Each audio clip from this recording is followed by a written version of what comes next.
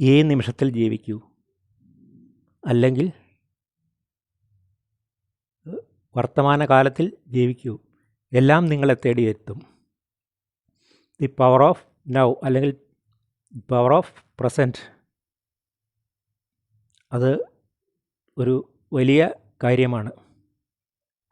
സത്യമായിട്ടുള്ളത് present മാത്രമാണ്, വർത്തമാനകാലം മാത്രമാണ്. ബാക്കി ഭൂതകാലം കഴിഞ്ഞുപോയി, ഭാവി കാലം വരാനിരിക്കുന്നു.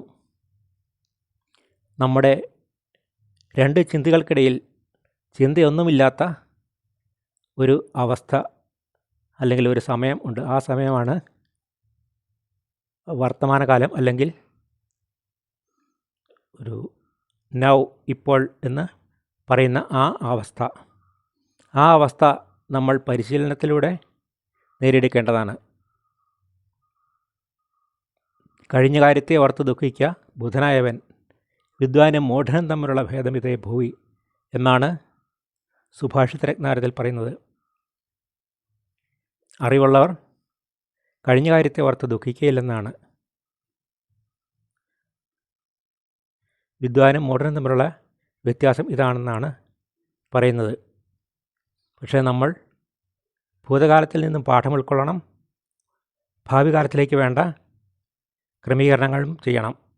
അങ്ങനെ ചെയ്തു കഴിഞ്ഞാൽ ജീവിതം സുഖകരമാക്കി തീർക്കാൻ സാധിക്കും.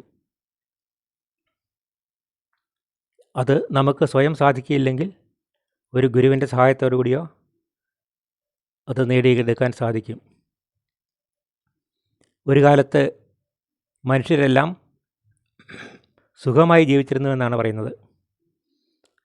അത് അക്കാലത്ത് ദേവന്മാർക്ക് മനുഷ്യരെ കണ്ടിട്ട് അസൂയ തോന്നിപ്പോലും. ദേവന്മാരെല്ലാം കൂടി കൂടി ആലോചിച്ചു, ഈ മനുഷ്യരുടെ സുഖം എവിടെയാണ് നമുക്ക് ഒളിപ്പിച്ചു വെക്കാൻ സാധിക്കുക? ഓരോരോ ദേവന്മാർ ഓരോരോ സ്ഥലം പറഞ്ഞു. ഒരു ദേവൻ പറഞ്ഞു നമുക്ക് ആകാശത്തിൽ ഒളിപ്പിച്ചു വെക്കാം.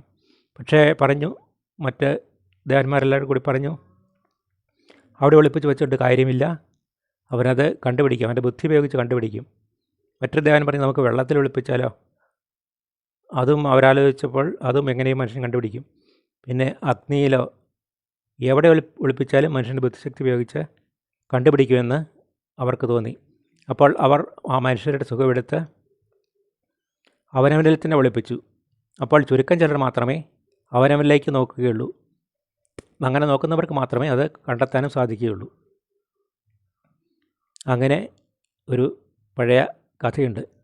അവനവനിലേക്ക് നോക്കി അതിനെ കണ്ടെത്തുന്നവർ സുഖം ആസ്വദിക്കുന്നു, ദുഃഖമില്ലാത്ത അവസ്ഥ അനുഭവിക്കുന്നു.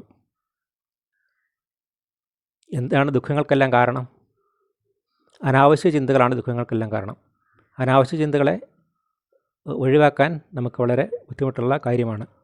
ആവശ്യ ചിന്ത ഏതാണ്, അനാവശ്യ ചിന്ത ഏതാണ് എന്ന് നാം വേർതിരിച്ചറിയാനുള്ള കഴിവ് സമ്പാദിക്കണം.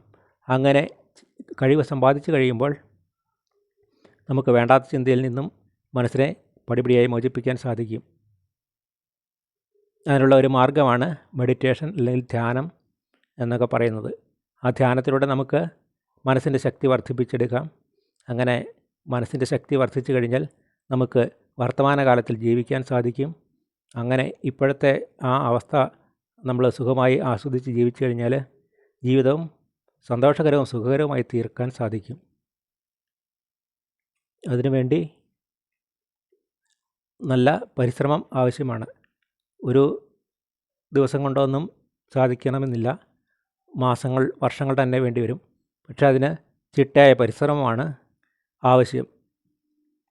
അതിൻ്റെ ആദ്യപടിയായി നമ്മളൊരു കാഴ്ചക്കാരനായി നിന്ന് നമ്മുടെ ഓരോ ചിന്തകളെയും പുറത്തു നിന്ന് വീക്ഷിക്കാൻ ശ്രമിക്കണം. അങ്ങനെ വീക്ഷിക്കുമ്പോൾ തന്നെ പടിപടിയായി നമ്മുടെ ചിന്തകൾ, വേണ്ടാത്ത ചിന്തകൾ കുറഞ്ഞു കുറഞ്ഞു വരും.